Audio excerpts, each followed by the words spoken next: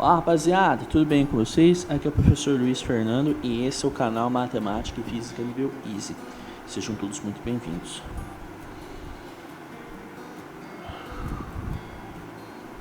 Essa é mais uma videoaula de Física, segunda lei da termodinâmica. Vem comigo. Primeira coisa, gente, lembra daquela reflexão que eu pedi que vocês fizessem no começo da videoaula anterior? Pois é, se vocês quiserem fazê-la,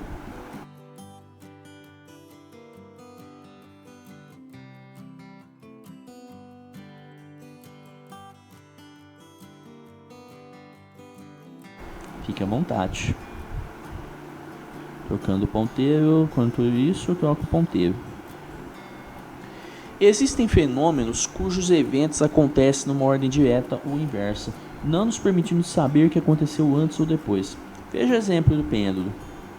Para lá e para cá. Como saber se primeiro ele estava na direita para depois ir para a esquerda? Ou se do contrário ele começa da esquerda e vai para a direita, né? Tais fenômenos são denominados reversíveis. Porém, na vida real, todos os fenômenos espontâneos ou naturais são irreversíveis.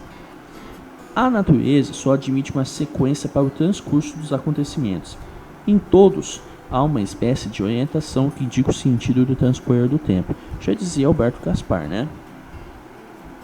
Assim, em um fenômeno irreversível, é possível distinguir entre o antes e o depois. O antes é totalmente diferente do depois, né? Um copo com água gelada a 10 graus Celsius colocado sobre a mesa, a temperatura ambiente 25 graus, espontaneamente sempre receberá do calor ambiente e receberá sempre calor do ambiente, elevando sua temperatura, nunca o contrário. Não é o ambiente que vai receber o calor da água gelada, porque o calor sempre vai passar do corpo mais quente para o corpo mais frio, de temperatura mais alta para o de temperatura mais baixa. Como a física busca entender e descrever a natureza através de leis, a irreversibilidade dos fenômenos naturais está expressa na segunda lei da termodinâmica. Vamos iniciar aqui. Os fenômenos naturais são irreversíveis porque o calor gerado por eles nunca pode ser inteiramente reaproveitado em outra forma de energia. Aplicando essa regra ao funcionamento das máquinas térmicas, temos que nenhuma máquina térmica operando em ciclos pode retirar calor de uma fonte e transformá-lo integralmente em trabalho. Então, o calor gerado pelos processos, pelos fenômenos irreversíveis, nunca pode ser totalmente reaproveitados em outra forma de energia, em trabalho ou qualquer outra energia, seja elétrica, a mecânica que é o trabalho, lógico. É igual essa máquina aqui, por exemplo, não está tendo total reaproveitamento do calor retirado da fonte. Sempre há alguma coisa descartada. Então, numa máquina térmica, o calor retirado de uma fonte quente será transformado, parte dele em trabalho e o restante rejeitado em uma fonte fria. Né? É aquele calor QQ, né? Que é o calor da fonte quente, o QF é o calor da fonte fria, né? Então, o calor da fonte quente é igual à soma entre o trabalho realizado e o calor rejeitado ou descartado para a fonte fria. Vamos pensar um pouquinho. É antiga a ideia de construir uma máquina que possa perpetuar seu movimento a partir de uma energia produzida por ela mesma. Aqui, gente, tudo é uma sugestão de uma pesquisa, né? Só para agregar conhecimento. O moto perpétuo. Será que é possível construir tal máquina respeitando as leis da termodinâmica? É de se pensar, né?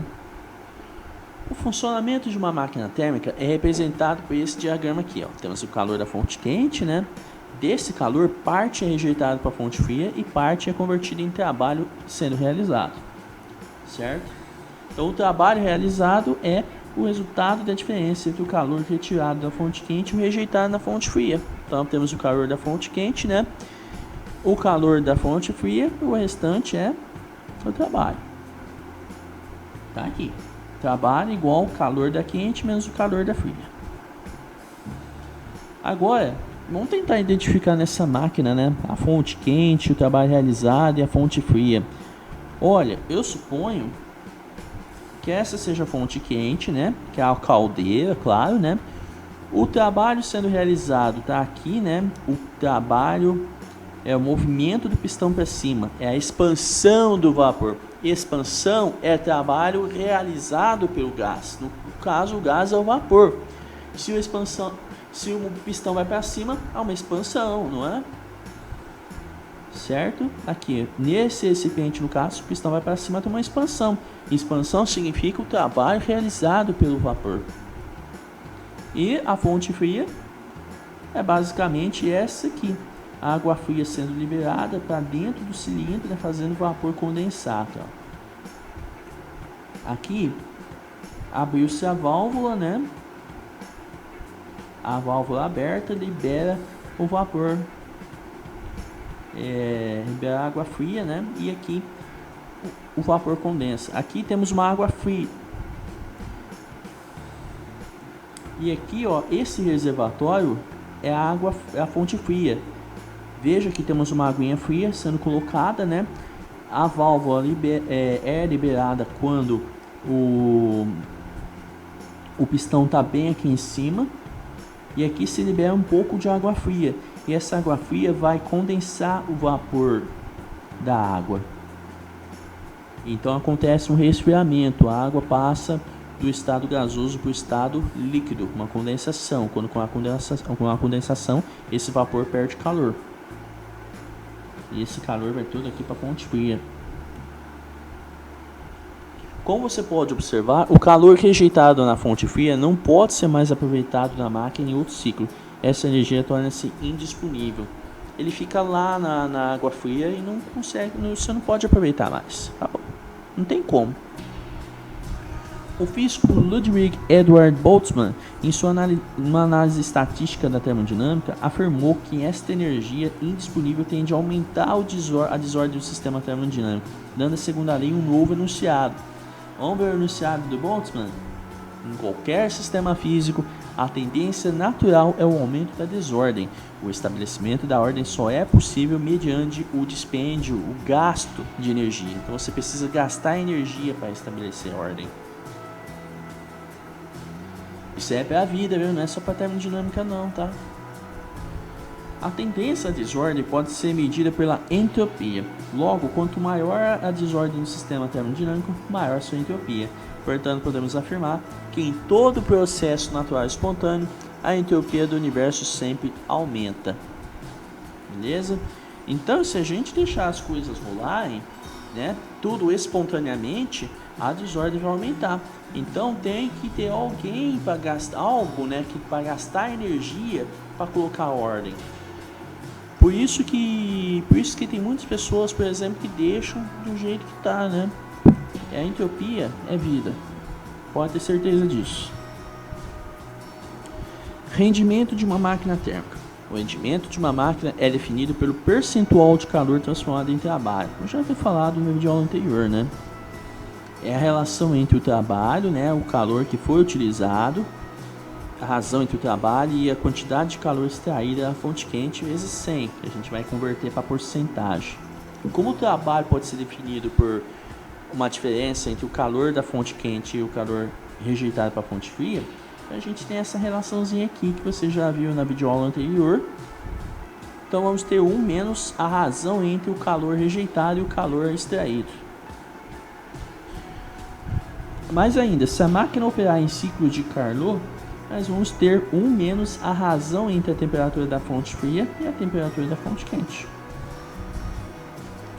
Isso significa que se a temperatura for do zero absoluto, né, como a gente viu na aula anterior, o rendimento é de 100%. Rendimento de uma máquina térmica conforme a segunda lei da termodinâmica. Se o rendimento de uma máquina é definido por percentual de calor transformado em trabalho, temos aqui rendimento, trabalho sobre quantidade de calor da fonte quente vezes 100. Como não pode existir calor totalmente convertido em trabalho, a segunda lei proibia a existência de uma máquina térmica com eficiência de 100%. A verdade é que não realmente proíbe, mas considera improvável que exista uma máquina térmica com eficiência de 100%. Esse é o segredinho que eu tenho a dizer para vocês. E aqui temos as máquinas térmicas reversas, né, como eu havia falado na aula anterior, né? A irreversibilidade se dá em processos espontâneos, porém, com gasto de energia é possível fazer processos ocorrerem de modo inverso ao que ocorreria espontaneamente. Como exemplo, temos a geladeira, uma máquina que retira calor do seu interior, fonte fria, e despeja numa fonte quente através de um trabalho executado por um compressor. Assim, no refrigerador nós temos isso aqui, né? Temos aqui o refrigerador, tira o calor da fonte fria, rejeita para a fonte quente, há um trabalho sendo realizado por ele, no caso, o trabalho de energia elétrica.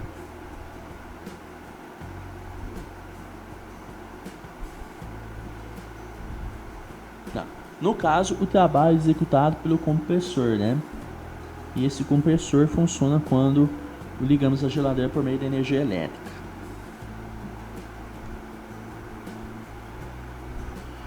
O compressor envia o gás liquefeito, condensado, comprimido por uma tubulação, que é a serpentina, né? De pequeno diâmetro, localizada na parte traseira do refrigerador. Certo? Aqui nós temos, né? Isso aqui. Essa parte aqui é o condensador. Na unidade de evaporação, localizada no congelador e painéis de resfriamento, o gás passa uma tubulação de maior diâmetro e expande-se rapidamente, evaporando no processo adiabático, o que provoca o seu resfriamento. Então, galera, nessa parte de trás aqui, nessa tubulação, às vezes você vê pessoas colocando roupa lá para secar mais rápido, né? Por causa do calor que faz lá atrás. Mas isso prejudica o funcionamento da geladeira ou do refrigerador, porque você está roubando calor daqui, né? Então, você prejudica o funcionamento da geladeira dessa forma, né? Aqui temos o capilar, né? Ao longo da tubulação do evaporador, o calor flui do interior da geladeira para o gás, que retornará ao compressor.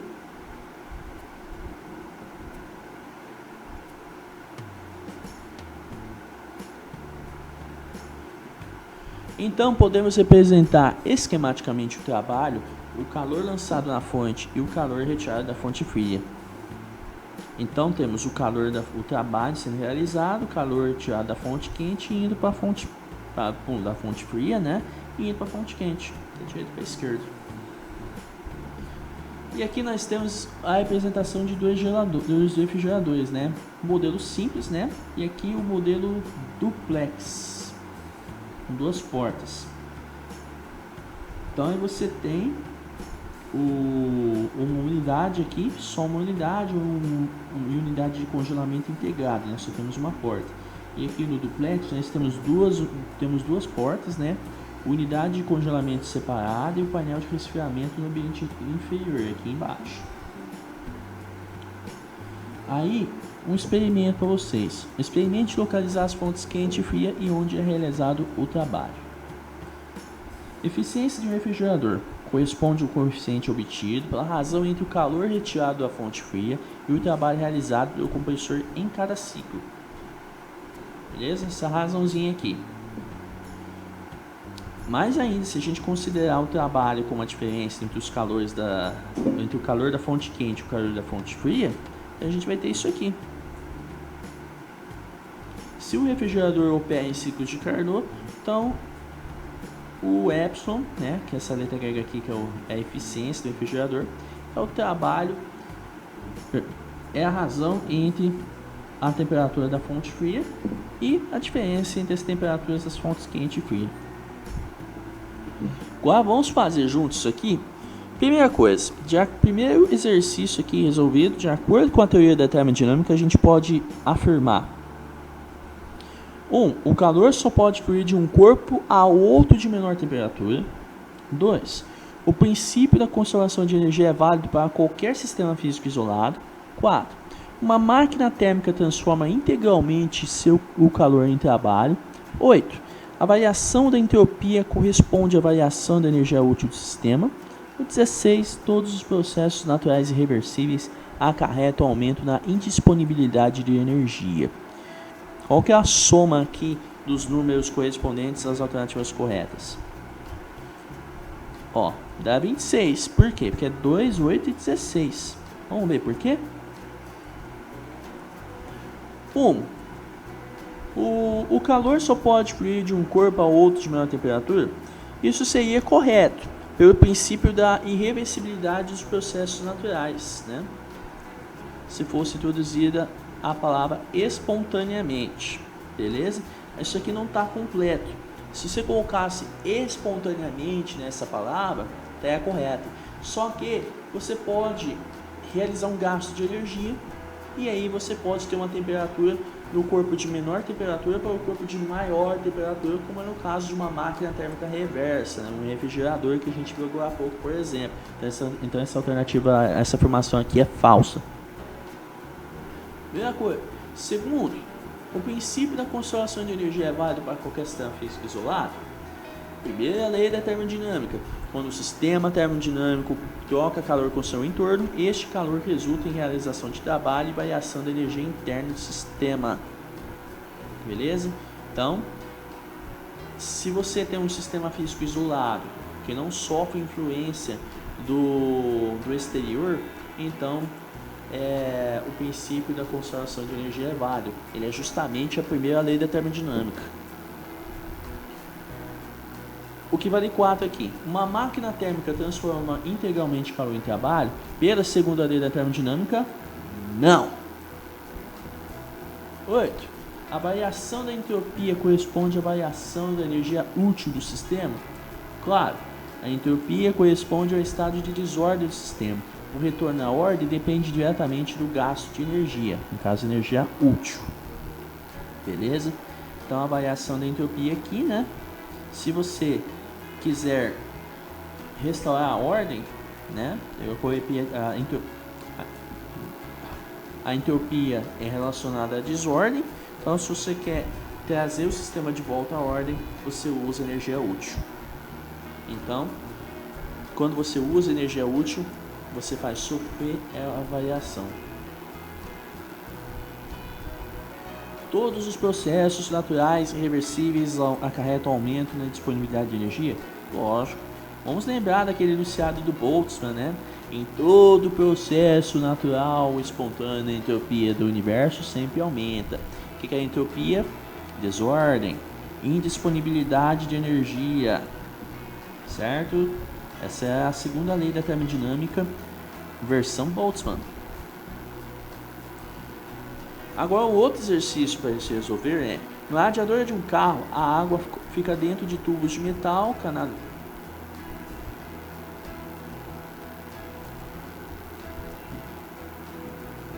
E aí?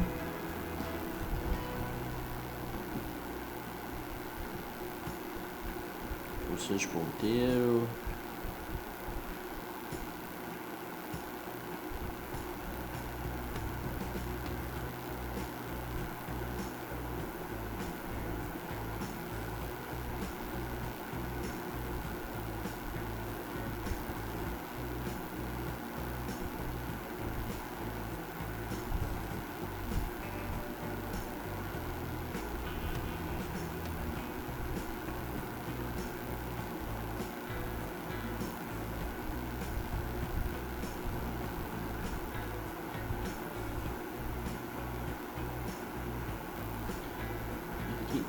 Vamos tentar aqui, pessoal. Vou deixar esse para vocês pintarem, tentarem resolver, né? Praticando aí, resolver um problema sobre radiador do carro. Beleza? Agora, o terceiro, para não ficar tão extensa essa videoaula, vamos resolver só o terceiro. Uma central de energia utilizada por uma equipe móvel de TV desenvolve 1,8 vezes 10 elevado a 7 joules de energia elétrica, enquanto seu motor a gasolina consome 2,5 litros de combustível, 2,5 litros, cujo poder calorífico é de 3,6 vezes 10 elevado a 7 joules por litro. O rendimento da central é de quantos por cento? Vamos ver. Nesse problema a gente precisa identificar o total de energia retirada do combustível, né, calor da fonte quente, e a energia utilizada para a geração de energia elétrica, que é o trabalho. A energia retirada do combustível corresponde a 2,5 litros vezes 3,6 vezes 10 elevado a 7 joules por litro, né, que é o poder calorífico, né? Então, se ele tira 3,6 vezes 10 elevado a 7 joules de calor para cada litro, multiplicando por 2,5, a quantidade de calor da fonte quente é 9 vezes 10 elevado a 7 joules. O texto afirma que para esta quantidade de energia retirada são gerados 1,8 vezes 10 elevado a 7 joules de energia elétrica, né? Então, o rendimento dessa máquina... Então, vamos ver aqui, ó, se você gerou uma energia útil de 1,8 vezes 10 a 7, então você divide por 9 vezes 10 a 7. Aqui, o trabalho gerado aqui, né, a energia gerada, que é o trabalho nesse caso, é 1,8 vezes 10 a 7. E aqui embaixo vem 9 vezes 10 elevado a 7. 10 elevado a 7 está em cima e está embaixo, né? Vou colocar um ponteiro aqui para vocês, né? Isso aqui cancela. Isso aqui também cancela. Sobrou 1,8 sobre 9. Multiplicando por 10. Se você multiplicar por 10 dá 18. Dá 18 aqui, ó. Tira a vírgula. E aqui dá 90. 1,8 sobre 18 sobre 90. E aí você simplifica por 18, que aí vai dar 1 sobre 5.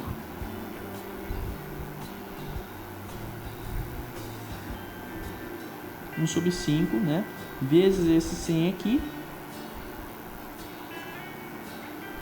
Isso aqui vai dar...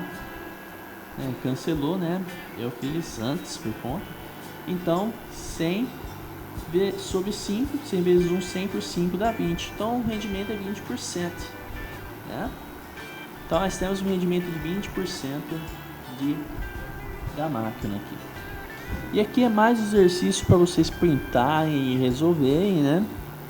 Beleza? Sobre a utilização de diferentes fontes de energia. Beleza? Então aqui, ó, embora aproximadamente 1/3 de toda a energia primária seja orientada à produção de eletricidade, apenas 10% do total são obtidos em forma de energia elétrica útil. Beleza?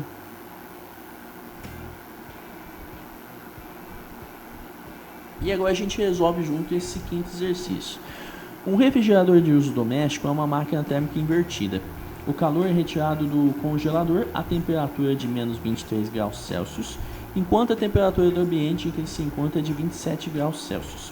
O coeficiente de desempenho do refrigerador de Carnot, operando em ciclos entre essas temperaturas, é de quanto? É aquela história, né?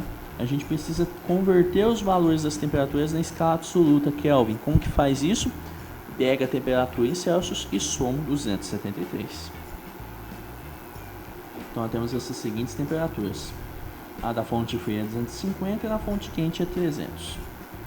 Para o refrigerador que opera no ciclo de Carnot, entre essas temperaturas, seu coeficiente de eficiência será essa fórmula aqui. Temperatura da fria sobre temperatura da quente menos a temperatura da fria. 250 sobre 300 menos 250. Então a eficiência é de 5. Beleza? Coeficiente de desempenho, né, em porcento.